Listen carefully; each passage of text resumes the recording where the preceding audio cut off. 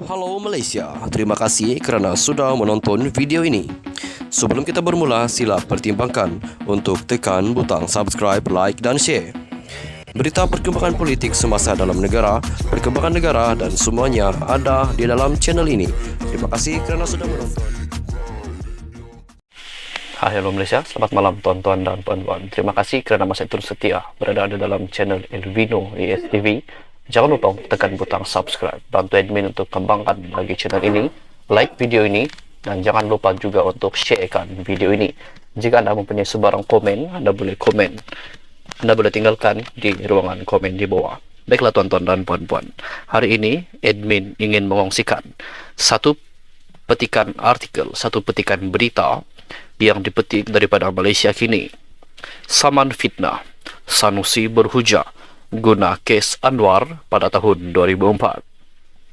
Menteri Besar Kedah Muhammad Sanusi Muhammad Noor mendakwa ucapannya semasa berkempen dalam PRU ke-15 lalu berdasarkan rekod awam mengenai kes liwat pertama Anwar Ibrahim dan perkara lain yang berkaitan moral.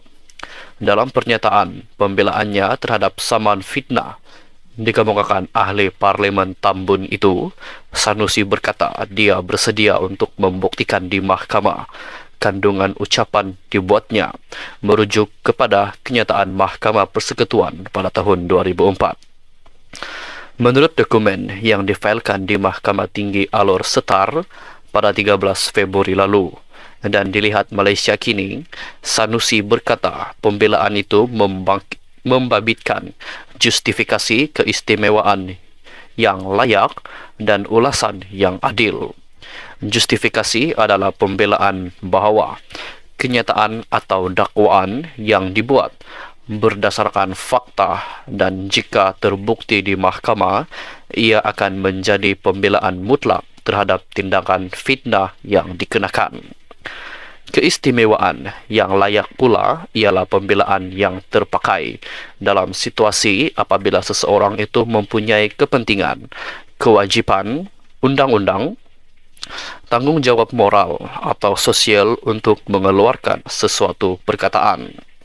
Ulasan yang adil ialah kenyataan yang disangkal itu dibuat sebagai ulasan yang adil, bukannya kenyataan fakta mengenai isu kepentingan awam.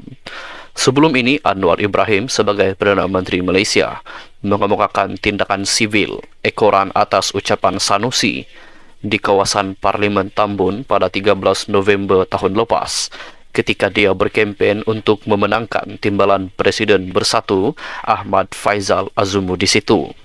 Dalam PRU tersebut, Anwar mengetepikan Ahmad Faizal Azumu yang juga bekas Menteri Besar Perak.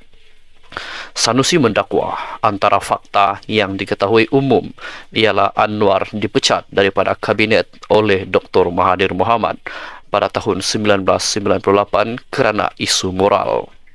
Kenyataan Ketua Hakim Negara Abdul Hamid Mohamed di Mahkamah Persekutuan pada tahun 2004 pula menyatakan terdapat bukti untuk mengesahkan Anwar Ibrahim terlibat dalam aktiviti homoseksual dan panel hakim cenderung untuk mempercayai insiden didakwa berlaku di Tivoli Villa memang berlaku kadang-kadang. Abdul Hamid bagaimanapun berkata mahkamah hanya boleh membuat sabitan jika pihak pendakwaan berjaya membuktikan kesalahan didakwa itu melampaui keraguan munasabah. Anwar sebelum ini mengemukakan permohonan undang-undang untuk meminta mahkamah tertinggi menghapuskan kenyataan itu, namun ianya ditolak. Sanusi juga merujuk kepada sabitan Anwar Ibrahim atas kesalahan salah guna kuasa dan dijatuhi hukuman penjara selama 6 tahun yang dikekalkan oleh Mahkamah Tertinggi Negara pada tahun 2002. Defendant turut merujuk kepada tindakan sivil yang sedang dijalankan oleh bekas pegawai penyelidik Anwar, Muhammad Yusof Router, berhubung dakwaan serangan seksual. Sanusi menambah Anwar tersalah faham konteks ucapannya kerana ia tidak dilakukan kerana niat jahat untuk memfitnah di hadapan halayak umum, sebaliknya sekadar mengkritik Perdana Menteri terbabit berdasarkan fakta yang diketahui secara meluas. Defendant mendakwa plaintiff sendiri telah melemparkan pelbagai tuduhan terhadap parti lain sepanjang tempoh kempen PRU ke-15. Oleh yang demikian adalah tidak munasabah dan menghairankan untuk seorang politikus seperti plaintiff Anwar yang suka menuduh politikus-politikus lain dengan kata-kata seperti penyamun, bodoh, dan pelbagai lagi tiba-tiba sensitif apabila parti lawan memberikan komen dan kritikan berdasarkan latar belakang beliau yang sudah diketahui umum. Plaintiff tidak seharusnya menjadi seorang yang mudah tersinggung, terutamanya ketika kempen pilihan raya memandangkan plaintiff sendiri bersikap suka menuduh katanya. Sementara itu, dalam jawaban yang difailkan pada 13 Mac, Anwar Ibrahim mendakwa bukan saja sandaran Sanusi terhadap isu lewat pertama dan tentang pemecatannya sekadar kabar angin, bahkan pengampunan daripada Yang di-Pertuan Agong pada 16 Mei 2018 telah memadam sepenuhnya sabitan serta hukuman terdahulu.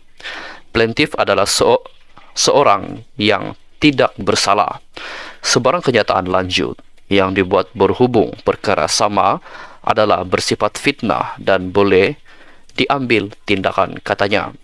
Anwar Ibrahim menegaskan rekod jenayah termasuk penghakiman yang dilaporkan tidak boleh dikemukakan dalam prosiding Mahkamah Sivil untuk saman tindakan fitnah yang berlangsung itu kerana ia dilarang oleh Akta Keterangan 1950. Plaintiff juga berhujah Sanusi subjudice apabila cuba membawa masuk tindakan sivil Yusof ke dalam tindakan undang-undang sekarang.